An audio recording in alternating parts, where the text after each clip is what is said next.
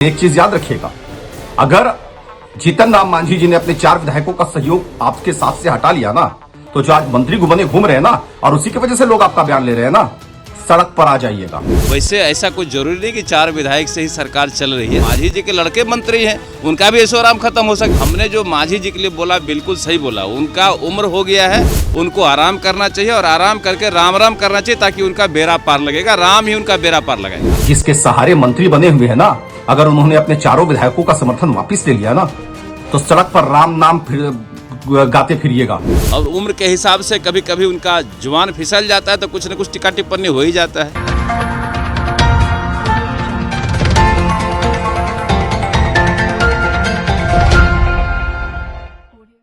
बिहार के सियासी गलियारों में इन दिनों नीरज बबलू और दानिश रिजवान के बीच जो वाक युद्ध चल रहा है, इसकी चर्चा जोरों पर है।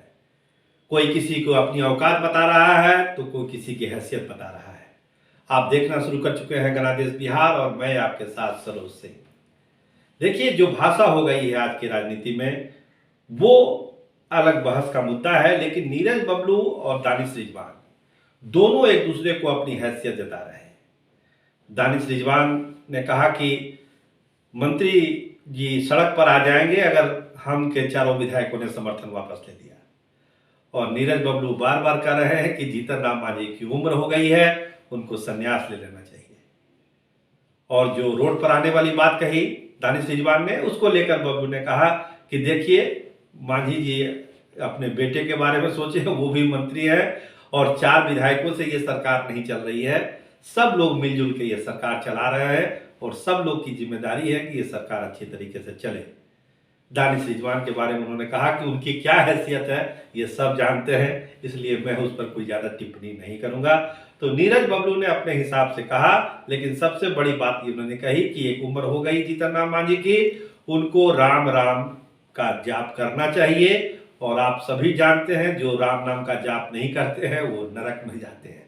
तो नीरज बबलू ने अपने हिसाब से जवाब दिया, हम पार्टी को, दानिश रिजवान को और अपने बयान को उन्होंने प्रोटेक्ट किया है।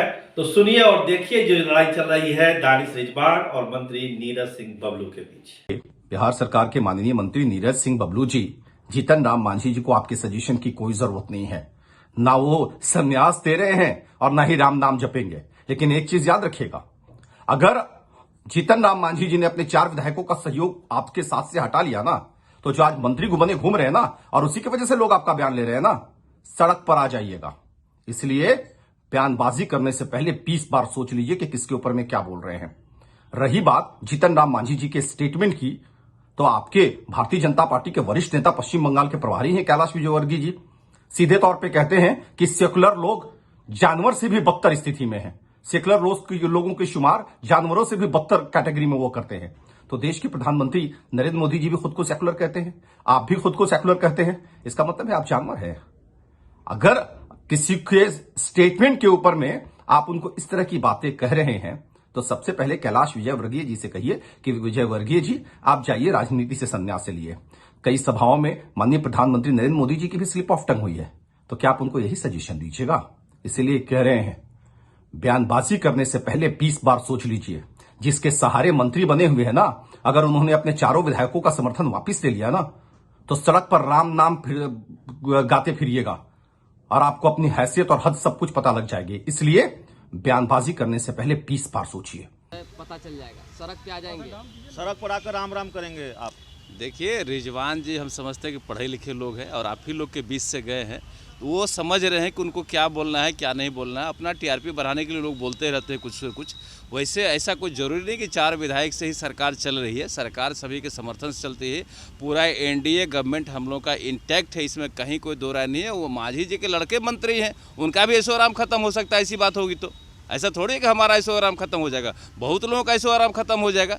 इन बातों पे नहीं जाना चाहिए। हमने जो मांझी जी के लिए बोला बिल्कुल सही बोला। उनका उम्र हो गया है, उनको आराम करना चाहिए और आराम करके राम राम करना चाहिए, ताकि उनका बेड़ा पार लगेगा। राम ही उनका बेड़ा पार लगाएंगे। आपके हैसियत तक वो कह रहे हैं कि हैसियत में रहें। ठीक है, अरे छोटी मुंह बड़ी बात क्या करेंगे, बोलने वाले को कोई नहीं रोक सकता है। लेकिन मैं सच्चाई बोल रहा हूँ। अब बाकी रिजवान जी की हैसियत तो आप लोग अच्छी तरह से जानते हैं, कहाँ से गए हैं, क्या कर रहे हैं। सर आप ही की पार्टी के सहयोगी है जेडीयू, बीजेपी की सहयोगी है जेडीयू, हाँ। उसके संसदीय बोर्ड के जो अध्यक्ष हैं उपेंद्र कुशवाहा, उन्होंने कहा है कि बीफ खाने की आज़ादी होनी चाहिए।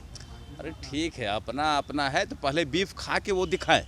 पहले उपेंद्र कुशवाहा जी अगर आज़ादी मांग रहे तो सबसे पहले उनको खा लेना चाहिए, पहले खा के जनता के बीच जाए, फिर जनता का जो रिस्पॉन्स रहेगा वो देखा जाएगा। अच्छा सर, मांझी जी पर क्या कहना चाहिएगा आप लोग, क्योंकि मांझी देखिए, मांझी जी के बारे में मैं स्पष्ट कर दिया हूँ, मांझी जी हमारे एनडीए के नेता हैं, आगे भी रहेंगे, लेकिन उन पर उम्र का असर हो गया है, तो उम्र के हिसाब से वो आराम करे तो ज़्यादा बेहतर है। पूरा कार्यभार अपने बेटे को दे, बेटा मंत्री है, सरकार चला रहे हैं, अच्छी बात है, उनको आराम करना चाहिए। और अंतिम में तो लोग राम नाम ही करते हैं, तो राम नाम करने का उनका उम्र आ गया, समय आ गया, वो राम नाम जपें।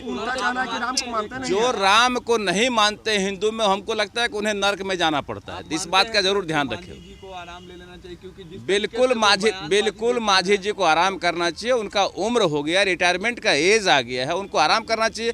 बेटा मंत्री है, बेटा सरकार चला रही है, बेटा को आशीर्वाद दे और मजबूती दे, उनको आगे बढ़ाएं। अभी तो यूपी में हाथ को मार रहा है। ठीक है, जहां हाथ पर मारना है मारे, लेकिन बेटा करे तो अच्छी बात है। उनका उम्र हो गया, उनको आराम करना चाहिए। मांझी जी ने कहा है कि मीडिया टीआरपी के लिए उन पर खबरें चलाती है, लेकिन मांझी अब मीडिया का टीआरपी है कि किनका टीआरपी है तो समझने वाली बात सर है। एक खबर और आ रही है, खबर यह है कि क्या बोचहा की सीट वीआईपी के हाथ से चली गई है, बीजेपी खुद लड़ेगी। ये ऐसा कुछ नहीं है। कहाँ से गलत खबर आप लोगों को मिल रहा है? ये एनडीए इंटैक्ट है और एनडीए के बड़े नेता हमारे जो फैसला करेंगे वो होगा, इसमें कहीं कोई बात नहीं। मांझी ने कहा कि एनडीए में ही जो कुछ लोग हैं वो बिल में घुसकर हमारे ऊपर जो है टीका टिप्पणी कर रहे हैं, बाहर आए और हमसे जवाब सवाल करें तो बात ठीक करेंगे। है, मैंने तो पहले बता दिया कि मांझी जी का उम्र हो गया है और उम्र के हिसाब से कभी कभी उनका जुबान फिसल जाता है तो कुछ न कुछ टीका टिप्पणी हो ही जाता है।